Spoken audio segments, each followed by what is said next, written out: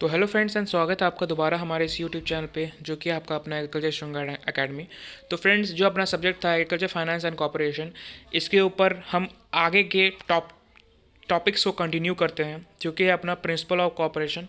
पिछले लेक्चर में मैंने agriculture corporation and cooperative society के ऑब्जेक्टिव्स बताए थे। ठीक है, इस लेक्चर वीडियो में मैंने प्रिंसिपल ऑफ कॉर्पोरेशन बताया है। ठीक है, टोटल 10 प्रिंसिपल्स है फ्रेंड, तो प्लीज़ कॉपी पेन लेके बैठे और प्लीज़ ध्यान से सुने। रिक्वेस्ट कि अगर आपने इसे प्रीवियस का वीडियो लेक्चर नहीं देखा है तो प्लीज़ हमारे चैनल पर विजिट करें। मैंने स्पेशली उसके लिए प्लेलिस्ट बनाई है agriculture finance and corporation subject का, तो आप उसे ज़रूर जाके चेकआउट करें। और अभी तक जितने भी 6 या 5 लेक्चर्स कंप्लीट हो चुके हैं उसको एक बार ज़रूर देख लें। चलिए फिर स्टार्ट करते हैं आज का पहला लेक्चर प्रिंसिपल ऑफ कॉर्पोरेशंस पे। तो फ्रेंड, इसके टोटल 10 प्रिंसिपल मैंने बताया कि सिद्धांत क्या है कोऑपरेटिव सोसाइटी के, किस बेसिस पे वो काम करती हैं, क्या क्या उनको ऐसी बातें हैं जो उनको ध्यान में रख के इस सोसाइटी में इन्वेस्ट करना पड़ता है। ठीक है, चलिए पहला प्रिंसिपल की ओर चलते हैं। पहला प्रिंसिपल है principle of open and voluntary association. इसका मतलब है, देखिए मैं पैराग्राफ नहीं पढ़ने वाला, इजी शब्द में आपको बता देता हूँ, आप पॉज करके उसको पैराग्राफ को आराम से पढ़ लीजिएगा। ओके, पहले आप मीनिंग समझ लीजिए। Principle of open and voluntary association ये कहता है फ्रेंड्स कि किसी भी कास्ट, रिलीजन, सोशल या पॉलिटिकल एफिलिएशंस पे यानी कि बेसिस पे अगर हम किसी को कैटेगराइज ना करें, ठीक है, तो वो कितना अच्छा होगा कोऑपरेटिव सोसाइटी के लिए। ऑब्वियस बात है कि अगर कोई मिनिस्ट्री का लेटर लेके आता है जॉब के लिए, या कोई एमएलए का लेटर लेके आता है जॉब के लिए, या कोई अदर अपने कास्ट के बेस पे, कोई अपना रिलीजन हिंदू मुस्लिम सिख जो भी हैं, अपने पॉलिटिकल अफेयर्स या सोशल के दम पे अगर कोई अपना दबदबा उस कॉपरेशन में दिखाता है तो वो बिल्कुल ही गलत है। पहला ये सिद्धांत है कि कोई भी अपना दबदबा नहीं दिखाएगा, वो चाहे कोई भी कास्ट, रिलीजन या सोशल पॉलिटिकल अफेयर का हो। सेकंड प्रिंसिपल ये है friends, principle of democratic organisation. ठीक है, डेमोक्रेसी तो आप जान रहे हैं फ्रेंड्स, अपना इंडिया जो है एक डेमोक्रेटिक कंट्री है जहाँ पे हर एक लोगों को अपना खुद का लीडर चुनने का हक है, इसलिए इलेक्शंस होते हैं हर 5 ईयर्स में। तो यहाँ भी कुछ ऐसा है कि प्रिंसिपल ऑफ डेमोक्रेटिक ऑर्गेनाइजेशन का मतलब ये हुआ कि जो भी अपना डेमोक्रेसी है, यानी कि हर एक एम्प्लॉय मेंबर को, हर एक कोऑपरेटिव के मेंबर्स को इक्वल राइट्स है, इक्वल रिस्पेक्ट और इक्वल सेटिस्फैक्शन दिया जाएगा इस कॉरपोरेशन द्वारा। ठीक है, इनका सिद्धांत भी है 1 मैन 1 वोट, मतलब कि एक आदमी एक वोट। ठीक है, ये एक बहुत इंपॉर्टेंट प्रिंसिपल है कॉपरेशन का, प्रिंसिपल ऑफ डेमोक्रेटिक ऑर्गेनाइजेशन। इसमें ऑल दो यही बताया गया, आप इसे पढ़ लीजिएगा।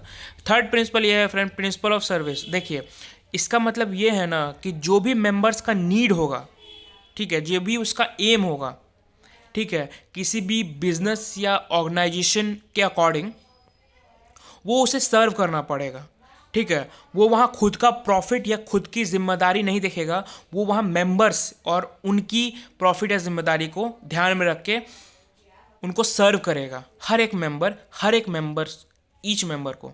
ठीक है, प्रिंसिपल ऑफ सर्विस यही कहता है। फोर्थ जो आपका principle of self help and mutual help है, इसमें यह कहा गया है कि जो भी फंड सोसाइटी को कंट्रीब्यूट किया जाएगा हर एक मेंबर द्वारा, ठीक है, जो भी वो कैपिटल पैसा इन्वेस्ट करेंगे वो इक्वल होना चाहिए, किसी को ज़्यादा या किसी को कम देने का कोई अधिकार नहीं है, सबको इक्वली देना है ताकि सबको इक्वली ट्रीट किया जा सके, ऐसा उनको महसूस हो, अनइक्वली ट्रीट किया जाए ऐसा महसूस ना हो। स्पेशली जो भी फाइनेंशियल वीक मेंबर है, फाइनेंशियली वीक है, जो पैसा नहीं दे पा रहे हैं, उनका भी हेल्प किया जाए, ऐसा इस प्रिंसिपल का मोटिव होता है। ठीक है, इसमें क्या होता है फ्रेंड, इस सोसाइटी में जो भी बोरोवर होता है, जिसको कैपिटल चाहिए होता है, पैसा चाहिए होता है, अलग अलग सोर्सेज से लो इंटरेस्ट पे वो उठा सकता है। जैसे मान लीजिए कि आप एक कोऑपरेटिव सोसाइटी के मेंबर हैं, आपको पैसा उठाना है, तो वो ग्रुप से आप चाहे तो पैसा उठा सकते हैं कम से कम इंटरेस्ट पे, क्योंकि इसमें आपके साथ साथ आपके मेंबर का भी लगा हुआ है।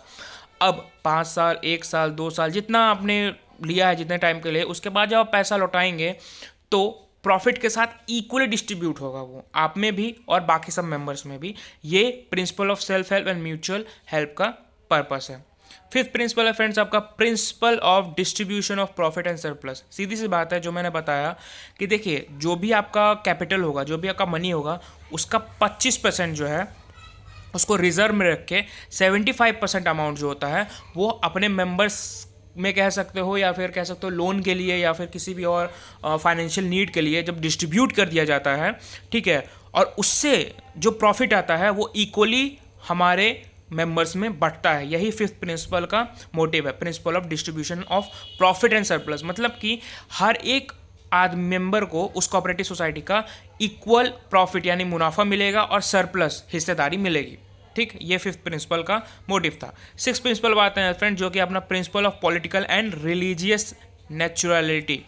ठीक है, ये एक बहुत ही ज़्यादा इंपॉर्टेंट प्रिंसिपल है, इसलिए क्योंकि ये उस कोऑपरेटिव सोसाइटी में यूनिटी यानी कि एकता का काम करती है। ठीक है, अमॉन्ग्स मेंबर। अब मान लीजिए कि कोई पॉलिटिकल पार्टी से बहकाने का कोशिश कर रहा है किसी मेंबर को, अगर उन सब में यूनिटी होगा, भरोसा होगा एक मेंबर को दूसरे मेंबर पे, तो वो जल्दी अफेक्टेड नहीं होगा किसी भी पॉलिटिकल पार्टी से।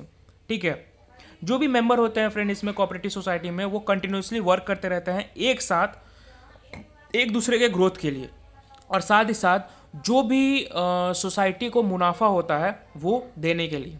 ठीक है, जो भी पॉलिटिकल या रिलीजियस डिफरेंसेस होते हैं मेंबर के बीच में, उनको अलग रख के हम कोऑपरेटिव सोसाइटी को स्मूथली चलाने का कोशिश करते हैं। इस प्रिंसिपल का ये कहना है। आते हैं seventh principle of friends, principle of education. ये प्रिंसिपल ये कहता है फ्रेंड्स, मान लेते हैं कि ग्रुप में कोई ऐसा मेंबर है जो इलिटरेट है, मतलब पढ़ा लिखा नहीं है, तो क्या किया जाएगा, पहले उसको पढ़ाया लिखा जाएगा, उसको पूरी नॉलेज दी जाएगी इस सोसाइटी के बारे में या जो भी उसको रिक्वायरमेंट होगा। उसके बाद उसको सिखाया जाएगा कि कैसे कोऑपरेटिव रन करती है, और सारे बेनिफिट्स उनको जानकारी दी जाएंगी। यही प्रिंसिपल ऑफ एजुकेशन का मोटिव रहता है। आठवां प्रिंसिपल जो है प्रिंसिपल ऑफ थ्रीफ, वो सीधा सीधा बात, थ्रीफ मतलब क्या समझ रहे हैं आप, चोरी समझिए। इसका मतलब ये हुआ फ्रेंड्स कि ये प्रिंसिपल ये दिखाना चाह रहा है कि जो भी आपका सर्विस है, कैपिटल जो भी आप शेयर कर रहे हैं इक्वली, वो ट्रांसपेरेंट रहना चाहिए। यानी कि आप अगर लोन दे रहे हैं तो आपको सारे मेंबर को इन्फॉर्म करना पड़ेगा कि आपने कितने का लोन दिया है, क्या ड्यूरेशन है उसको रीपे करने का, साथ ही साथ क्या आपने उसमें इंटरेस्ट लगाया और किसको दिया है स्पेशली।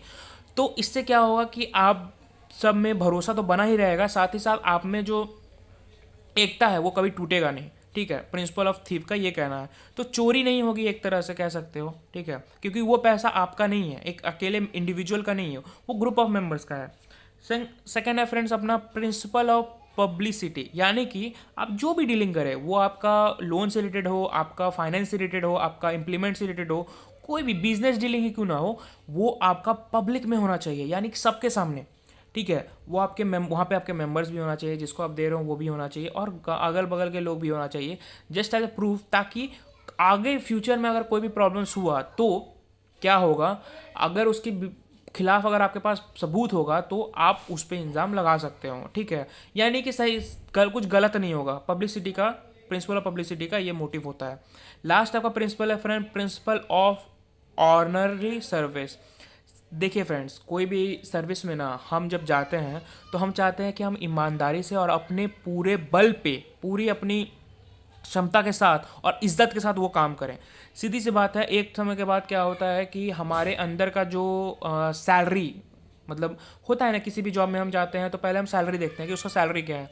जब हम उस जॉब में लग जाते हैं, मतलब अपॉइंट हो जाते हैं, तो 1 साल 2 साल 3 साल के बाद हम सैलरी नहीं देखते हैं, क्योंकि वो तो हमें मिल ही रहा है। हम देखते हैं रिस्पेक्ट, इज्जत कितनी है उस जॉब में। अगर नहीं होती है तो ऑब्वियस सा बात है कि पैसे से बड़ा इज्जत होता है तो लोगों को, तो वो छोड़ देते हैं वो जॉब और दूसरे जॉब के लिए अप्लाई करने जाते हैं जिसमें ज़्यादा उनको इज्जत मिले। ठीक है, क्योंकि पैसा तो कोई भी जॉब आप दे सकती है, लेकिन इज्जत हर कोई जॉब नहीं देती है। तो प्रिंसिपल ऑफ ऑनर सर्विस आपको यही बताती है फ्रेंड्स कि जो भी ऑनरी पर्सन रहेगा वो सिंपली सुपरवाइज करेगा किसी भी डायरेक्ट ऑपरेशन में। ठीक है, कोई भी कोऑपरेटिव काम हो तो। ठीक है, साथ ही साथ फ्रेंड्स वो ये भी बात का ध्यान रखते हैं कि पैसा बड़ी चीज़ नहीं होती है। ये प्रिंसिपल ये मोटिवेट हमें ये बताने की कोशिश कर रहा है कि प्रिंसिपल ऑफ ऑनररी सर्विस ये कह रहा है कि पैसा हर चीज़ नहीं होती है, रिस्पेक्ट भी एक चीज़ होता है, ऑनेस्टी भी एक चीज़ होती है जो कमाना पड़ता है, ईजिली मिलती नहीं है हमें। तो ये भी बनाना एक बहुत इंपॉर्टेंट होता है। तो फ्रेंड्स आज तक के लिए इतना ही। अगर आपको ये वीडियो अच्छा लगा तो प्लीज़ लाइक, सब्सक्राइब और कमेंट ज़रूर करें हमारे कमेंट बॉक्स में, ताकि हमें मोटिवेशन मिलते रहे नए वीडियोस बनाने को लेके।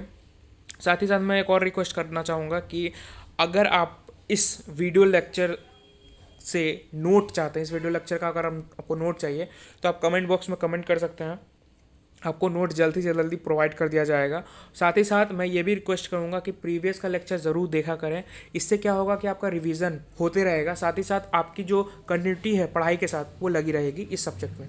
चलिए फ्रेंड्स, बहुत इंटरेस्टिंग सब्जेक्ट रहा, ये इंटरेस्टिंग टॉपिक रहा। चलिए मिलते हैं अपने नेक्स्ट वीडियो लेक्चर में, तब तक के लिए सी या टाटा बाय बाय।